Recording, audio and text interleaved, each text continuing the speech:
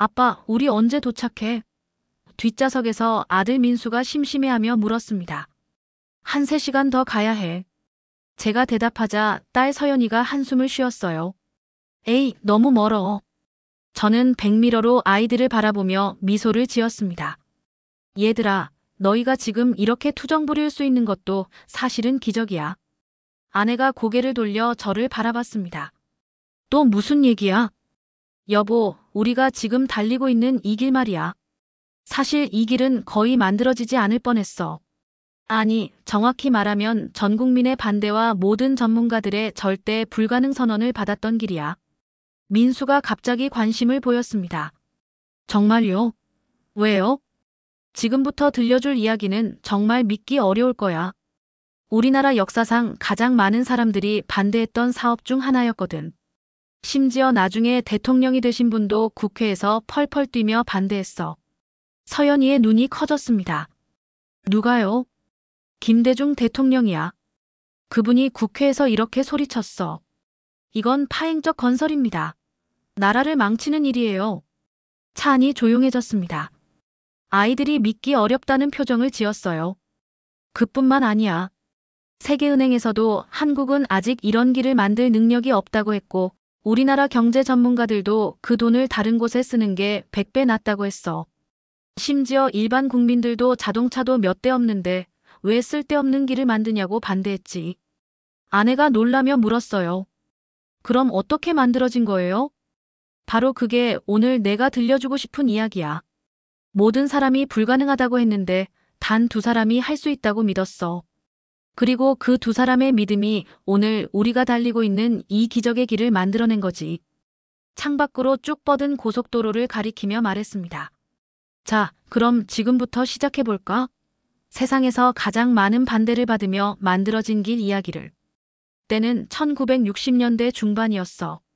그때 우리나라가 얼마나 가난했는지 상상할 수 있니? 민수가 고개를 저었습니다. 잘 모르겠어요. 그때 우리나라 1인당 국민소득이 얼마였는지 아니? 142달러였어. 지금 돈으로 치면 한 달 용돈보다도 적은 돈으로 1년을 살아야 했던 거야. 서연이가 깜짝 놀랐어요. 헉, 그럼 어떻게 살았어요? 정말 어렵게 살았지. 쌀 한 가마니가 4,350원인데 대부분 사람들이 그것도 사기 어려워했어. 그런데 더 놀라운 건 뭔지 아니? 그때 우리나라 전체에 자동차가 몇 대 있었는지 말이야. 몇 대였어요? 2아이가 동시에 물었습니다. 고작 6만 대. 지금 우리 아파트 단지에 있는 차보다도 적었어. 그리고 전국 도로 중에서 아스팔트로 포장된 길이 겨우 8%였지. 나머지는 전부 흙길이었어. 아내가 상상하기 어렵다는 듯 말했어요. 그럼 서울에서 부산까지 어떻게 갔어요? 기차나 버스를 탔는데 버스로 가면 무려 12시간이 걸렸어. 도로가 험해서 차가 자주 고장나고 비가 오면 진흙탕이 돼서 갈 수가 없었지. 그래서 대부분 사람들은 서울에서 부산까지 가는 걸 큰 여행으로 생각했어. 창밖 풍경을 가리키며 계속했습니다. 바로 그때 박정희 대통령이라는 분이 독일을 방문하게 되셨어. 그리고 그곳에서 아우토반이라는 고속도로를 보셨지. 그때 박정희 대통령이 얼마나 놀라셨는지 아니? 시속 100km 이상으로 달리는 차들 몇 시간 만에 수백 킬로미터를 이동하는 모습을 보시고는 깨달으셨어. 아, 우리나라도 이런 길이 있어야 발전할 수 있겠구나. 민수가 눈을 반짝였습니다. 그래서 만들기로 한 거예요? 처음에는 그냥 꿈이었어. 왜냐하면 너무 큰 돈이 들었거든. 430억 원이 필요했는데 그때 우리나라 1년 예산이 2천억 원이었어. 나라 예산의 4분의 1을 길 하나 만드는 데 써야 한다는 거였지. 그럼 포기하셨어요? 서연이가 걱정스럽게 물었어요. 아니야. 박정희 대통령은 포기하지 않으셨어. 대신 더 깊이 연구하기 시작하셨지. 세계 각국의 고속도로 자료를 구해서 밤새 읽으셨고 우리나라 지도를 펴놓고 어떤 길로 가야 할지 직접 그려보셨어. 서울에서 시작해서 수원, 천안, 대전, 대구를 거쳐 부산까지 가는 그 길을 말이야. 하지만 진짜 문제는 돈이 아니었어. 사람들의 반대가 훨씬 더 큰 장벽이었지. 아내가 궁금해했습니다. 왜 반대했어요? 생각해봐. 자동차도 6만 대밖에 없는 나라에서 고속도로를 만든다고 하니까 사람들이 뭐라고 했을까? 완전히 미쳤다는 거였어. 목소리를 바꿔서 당시 사람들을 흉내냈습니다. 자동차도 없는데 무슨 고속도로냐? 그 돈으로 쌀이나 사주고 집이나 지어주고 병원이나 세워라. 민수가 고개를 끄덕였어요. 그 말도 맞는 것 같은데요. 그래, 당시로서는 당연한 반응이었지. 하지만 더 큰 반대는 국회에서 나왔어. 특히 야당에서 정말 격렬하게 반대했거든. 창밖 국회의사당 방향을 가리키며 말했습니다. 김대중 의원이 국회 건설위원회에서 이렇게 연설했어. 목소리를 높여서 재연했습니다. 가뜩이나 모든 투자가 경상도로 집중되고 전라도에서는 푸대접 받는다고 하는 이때 어찌 한쪽은 철도 복선이 있는 곳에 다시 고속도로를 건설하는 파행적 건설을 할 수 있습니까? 서연이가 놀랐어요. 진짜 그렇게 말했어요?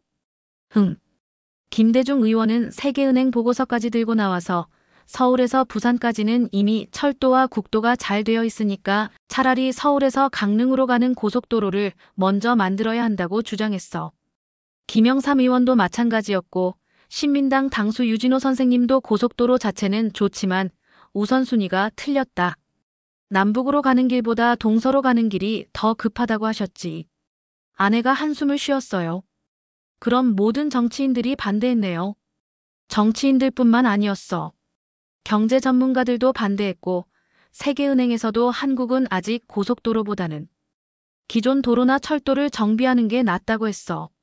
심지어 우리나라 경제기획원에서도 그 돈을 공장 짓는 데 쓰는 게 경제에 더 도움이 된다고 반대했지.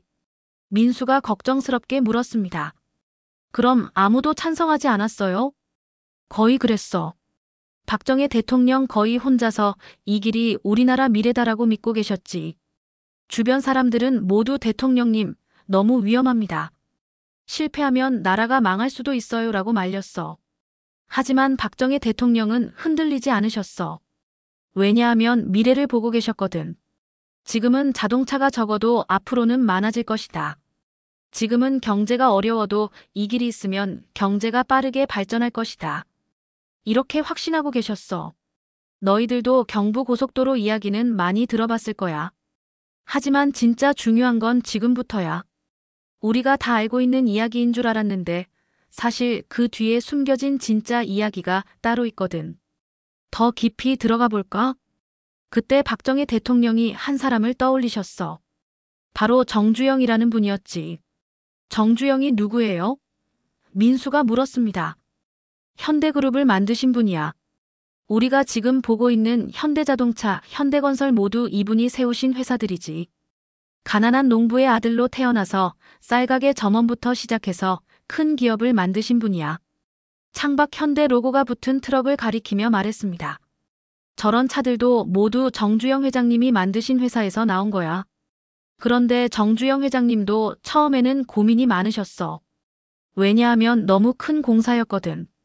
우리나라에서는 아무도 해본 적이 없는 일이었으니까. 서연이가 궁금해했어요. 그럼 어떻게 하기로 했어요? 박정희 대통령께서 청와대로 정주영 회장을 부르셨어. 그리고 직접 물어보셨지. 목소리를 바꿔서 연기했습니다. 정 회장, 우리나라의 서울에서 부산까지 가는 고속도로를 만들 수 있겠습니까? 그때 정주영 회장님 주변 사람들은 모두 반대했어. 회장님, 너무 위험합니다. 우리에게는 기술도 없고 경험도 없잖아요. 실패하면 회사가 망할 수도 있어요. 아내가 긴장하며 물었어요. 그럼 어떻게 대답했어요? 정주영 회장님이 박정희 대통령을 똑바로 바라보시며 이렇게 말씀하셨어. 잠시 멈춘 후 힘주어 말했습니다. 각하 할 수 있습니다. 민수가 박수를 쳤습니다. 와, 멋있어요. 하지만 이게 끝이 아니었어. 정주영 회장님이 회사로 돌아가셔서 임원들에게 이 얘기를 하시니까 모두들 기겁했어. 목소리를 바꿔서 당시 상황을 재현했습니다. 회장님, 정말 미치셨습니까? 이건 자살행위예요. 우리가 뭘 안다고 고속도로를 만들어요? 외국에서도 고속도로 하나 만드는데 10년씩 걸리는데. 그때 정주영 회장님이 뭐라고 하셨는지 아니? 뭐라고 하셨어요? 아이들이 궁금해했어요. 해보지도 않고 안 된다고 하지 마라. 남들이 할 수 있는 일을 우리가 못할 이유가 뭐냐? 우리도 할 수 있다. 차 안이 조용해졌습니다. 그 말의 무게를 느끼고 있는 것 같았어요. 드디어 1968년 2월 1일 경부고속도로 착공식이 열렸어.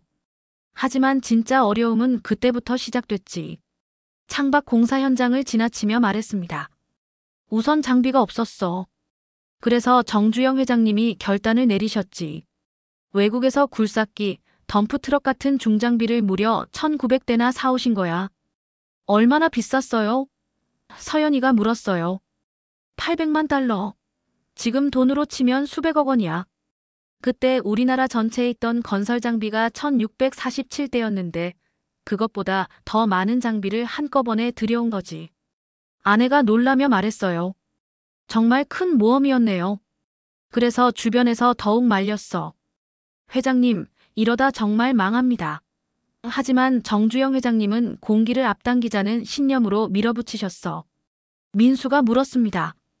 공기가 뭐예요? 공사 기간을 말하는 거야. 원래 4년 걸릴 일을 2년 반 만에 끝내겠다고 하셨거든. 그런데 여기서 정말 소름 끼치는 일이 벌어져. 모든 사람이 이제 끝났다고 생각했는데 반전의 반전이 기다리고 있었거든. 뭔지 궁금하지? 그런데 야당의 반대는 더욱 거세졌어. 특히 1968년에 남부지방에 큰 가뭄이 들었을 때 국회에서 난리가 났지. 목소리를 높여서 당시 상황을 재현했습니다. 지금 농민들이 가뭄으로 굶어 죽어가는데 무슨 고속도로냐? 그 돈을 당장 가뭄 대책비로 써라. 쓸데없는 길 만들지 말고 국민 살리는 일부터 해라. 서연이가 걱정했어요. 그럼 공사를 중단한 거예요? 아니야. 박정희 대통령과 정주영 회장님은 더욱 결연해지셨어. 오히려 지금 포기하면 우리나라의 미래는 없다며 더 열심히 하셨지. 하지만 정말 어려웠어. 산을 깎고 골짜기를 메우고 강에 다리를 놓는 일이 얼마나 힘들었겠어. 게다가 비가 오면 공사가 멈추고 겨울에는 땅이 얼어서 굴삭기로도 파기 어려웠지. 그래도 정주영 회장님은 포기하지 않으셨어. 현장에서 직접 지휘하시며 새벽부터 밤늦게까지 일하셨어. 그리고 직원들에게 이렇게 말씀하셨지. 우리가 지금 하고 있는 일은 단순한 길 만들기가 아니다. 우리나라의 미래를 만드는 일이다. 그런데 가장 큰 위기가 찾아왔어. 민수가 관심을 보였습니다. 터널이요? 이제 진짜 절체절명의 순간이야. 영화보다 더 극적인 상황이 펼쳐져. 이걸 못 뚫으면 경부고속도로는 영원히 꿈으로 끝날 뻔했어. 그런데 바로 당제 터널이라는 곳에서 말이야. 충청북도 옥천에 있는 터널인데 여기서 정말 큰 문제가 생겼어. 터널을 뚫으려고 하는데 자꾸 무너져 내리는 거야. 창밖 터널을 지나가며 말했습니다. 저런 터널을 뚫는 게 얼마나 어려운 일인지 상상이 되니? 왜 무너져 내렸어요? 서연이가 걱정스럽게 물었어요. 땅이 단단하지 않았어. 보통은 단단한 바위층을 뚫는데 당제 터널은 잡석층이라고 해서 돌과 흙이 섞여 있는 약한 땅이었거든. 그래서 터널을 뚫으면 천장이 무너져 내렸어. 아내가 놀라며 물었어요. 그럼 사람들이 다쳤겠네요. 응, 많은 사람들이 다쳤어. 그래서 정주영 회장님이 정말 고민하셨지. 이 터널을 뚫지 못하면 경부고속도로가 완성될 수 없었거든. 그때 정주영 회장님의 동생이 현장에서 일하고 있었는데 너무 화가 나서 형님께 전화했어. 형님, 이거 안 됩니다. 사람들이 자꾸 다치고 있어요. 공사를 중단해야 합니다. 하지만 정주영 회장님은 포기할 수 없으셨어. 왜냐하면 경부고속도로 개통 약속을 하셨거든. 그래서 한 사람을 급히 불렀어. 민수가 궁금해했어요. 누구요? 이명박이라는 젊은 직원이야. 나중에 대통령이 되신 분이지. 그때는 아파트 건설 현장에서 일하고 있었는데 정주영 회장님이 급하게 전화하셨어. 명박아, 빨리 당제 터널 공사 현장으로 와라. 너 없으면 안 된다. 이명박 사장님이 현장에 도착해서 상황을 보니까 정말 심각했어. 터널을 조금만 뚫어도 바로 무너져 내리는 거야. 그때 이명박 사장님이 아이디어를 냈어. 회장님, 조강 시멘트를 쓰는 겁니다. 서연이가 물었어요. 조강 시멘트가 뭐예요? 빨리 굳는 시멘트야. 일반 시멘트보다 20배 빠르게 굳어서 터널이 무너지지 않게 할 수 있었어. 하지만 가격이 엄청 비쌌지. 그런데 정주영 회장님이 뭐라고 하셨는지 아니? 뭐라고 하셨어요? 민수가 궁금해했어요. 목숨값보다는 싸다. 당장 조강 시멘트를 대량 생산해서 트럭으로 실어 나르라. 그리고 마침내 기적이 일어났어. 1970년 7월 7일 경부고속도로 개통식이 열린 거야. 아이들이 박수를 쳤습니다. 와!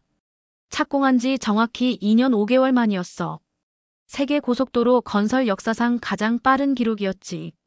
총 길이 428km, 바로 우리가 지금 달리고 있는 이 길 말이야. 창밖으로 끝없이 펼쳐진 고속도로를 바라보며 말했습니다. 개통식 날 박정희 대통령께서 감격하시며 이렇게 말씀하셨어. 가장 싼 값으로 가장 빨리 이룩한 대예술 작품이다. 정말 놀라운 기록이었어. 킬로미터당 1억 원이 들었는데 외국과 비교하면 믿을 수 없을 정도로 싸게 만든 거였거든. 그리고 연 900만 명이 공사에 참여했고 165만 대의 장비가 투입됐지. 아내가 감탄했어요. 정말 대단하네요. 하지만 처음에는 사람들이 비웃었어. 관광도로라고 말이야. 왜냐하면 자동차가 많지 않아서 하루에 차가 10,000대도 안 다녔거든. 그런데 개통 후에 벌어진 일이 더 놀라워. 그렇게 반대했던 사람들이 어떻게 됐는지 아니? 완전히 예상 못한 반응이었어. 서연이가 궁금해했어요. 그럼 반대했던 사람들은 뭐라고 했어요? 처음에는 여전히 쓸데없는 일을 했다고 했어. 하지만 시간이 지나면서 상황이 완전히 바뀌었지. 무엇보다 놀라운 건 시간이었어. 서울에서 부산까지 가는 시간이 12시간에서 4시간으로 줄어든 거야. 사람들이 처음에는 믿지 못했어. 정말 4시간 만에 부산에 갈 수 있다고 하면서 말이야. 민수가 신기해했습니다. 그럼 사람들이 많이 놀랐겠네요. 정말 놀랐지. 그리고 더 놀라운 일들이 연달아 일어났어. 이 길 때문에 우리나라 경제가 빠르게 발전하기 시작한 거야. 공장에서 만든 물건을 빨리 전국으로 보낼 수 있고 사람들도 쉽게 이동할 수 있으니까 경제가 활발해졌지. 그래서 한강의 기적이라고 불리는 경제 발전이 시작된 거야. 그리고 지금은 어떻게 됐는지 아니? 하루에 360만 대가 넘는 차들이 전국 고속도로를 달리고 있어. 경부고속도로의 경제적 효과만 해도 1년에 13조 5,500억 원이야. 부산이 가까워지고 있었습니다. 저는 마지막 이야기를 시작했어요. 얘들아, 이 이야기에서 가장 중요한 교훈이 뭐라고 생각하니? 민수가 먼저 대답했습니다. 포기하지 않는 게 중요한 것 같아요. 맞아. 하지만 더 중요한 건 뭘까? 서연이도 생각해보며 말했어요. 미래를 내다보는 눈이요. 정확해. 박정희 대통령은 모든 사람이 반대할 때도 미래를 보셨어. 지금 당장은 자동차가 적어도 앞으로는 많아질 거라고. 지금 당장은 경제가 어려워도 이 길이 있으면 우리나라가 발전할 거라고 확신하셨거든. 아내가 고개를 끄덕였어요. 정말 대단한 선견지명이었네요. 그리고 정주영 회장님이 할 수 있습니다. 정신도 잊으면 안 돼. 모든 사람이 불가능하다. 구할 때 단 한 사람이 할 수 있다고 믿었던 거야. 그 믿음이 오늘의 기적을 만들어낸 거지. 창밖으로 부산 시내가 보이기 시작했습니다. 더 놀라운 건 뭔지 아니? 그때 그렇게 반대했던 사람들이 나중에 어떻게 됐는지 말이야. 어떻게 됐어요? 아이들이 궁금해했어요. 김대중 대통령은 나중에 이렇게 말씀하셨어. 경부고속도로는 우리나라 발전의 핵심이었다. 당시 반대했던 것은 지역 균형 발전을 위한 것이었지 고속도로 자체를 반대한 건 아니었다. 그리고 김영삼 대통령은 나중에 대통령이 되어서는 오히려 경부고속도로가 4차선밖에 안 돼서 문제다라며 확장을 추진하셨어. 민수가 웃었습니다. 완전 반대로 바뀌었네요. 그래. 그만큼 이 길이 우리나라에 가져다준 변화가 컸다는 거야. 이제 아무도 경부고속도로가 필요 없다고 말하지 않아. 오히려 더 많은 고속도로를 만들어야 한다고 하지. 서연이가 창밖을 바라보며 말했어요. 이제 이 길이 정말 다르게 보여요. 그럼 됐다. 이 길 위에서 지금도 수많은 사람들이 꿈을 향해 달려가고 있어. 사업가들은 새로운 기회를 찾아서, 학생들은 공부하러, 가족들은 여행 가면서 말이야. 부산 톨게이트가 보였습니다. 우리는 이제 곧 할머니 댁에 도착할 예정이었어요. 그리고 여러분도 기억해야 할 게 있어. 언젠가 여러분이 어른이 되어서 다른 사람들이 그건 불가능해라고 할 때 정주영 회장님처럼 할 수 있습니다라고 말할 용기를 가져야 한다는 거야. 아내가 감동받은 표정으로 말했어요. 정말 좋은 이야기네요. 아이들한테도 큰 도움이 될 것 같아요. 박정희 대통령과 정주영 회장님이 없었다면 우리가 지금 이렇게 편하게 부산에 올 수 있었을까? 아마 지금도 10시간 넘게 걸리는 버스를 타고 와야 했을 거야. 민수가 진지하게 말했습니다. 저도 나중에 그런 사람이 되고 싶어요. 다른 사람들이 불가능하다고 해도 도전하는 사람 말이에요. 그래, 그게 바로 아빠가 바라는 거야. 여러분이 이 이야기를 듣고 꿈을 크게 가졌으면 좋겠어. 그리고 언제나 우리도 할 수 있다는 믿음을 가지고 살아가길 바라. 서연이가 손을 들었어요. 아빠, 그럼 이 길을 만든 분들한테 감사 인사를 해야 하는 거 아니에요? 맞다. 그럼 다 같이 감사 인사를 해볼까? 우리 가족 모두가 차 안에서 고개를 숙여 인사했습니다. 박정희 대통령님, 정주영 회장님, 그리고 이 길을 만들어주신 모든 분들께 감사드립니다. 차 안에 따뜻한 웃음이 퍼졌습니다. 자, 이제 도착했어. 할머니께 안부 인사드리고 맛있는 저녁 먹고 내일은 해운대에 가자. 네. 아이들이 힘차게 대답했어요. 우리는 부산 톨게이트를 통과하며 할머니 댁으로 향했습니다. 뒷좌석에서 아이들이 경부고속도로 이야기를 다시 한번 정리하며 이야기하는 소리가 들렸어요. 정말 대단한 분들이야. 나도 나중에 그런 일을 해보고 싶어. 할 수 있습니다. 이렇게 오늘도 경부고속도로는 새로운 꿈을 키우는 아이들을 태우고 달려가고 있었습니다. 반세기 전 두 사람의 용기와 도전 정신이 만들어낸 이 기적의 길 위에서 말입니다. 여러분도 이 길을 달릴 때마다 기억해 주세요. 모든 사람이 불가능하다고 해도 미래를 믿고 도전했던 사람들이 있었다는 것을, 그리고 여러분도 그런 사람이 될 수 있다는 것을 말입니다. 우리도 할 수 있습니다. 이 말을 가슴에 새기고 여러분만의 꿈을 향해 달려가시기 바랍니다. 감사합니다.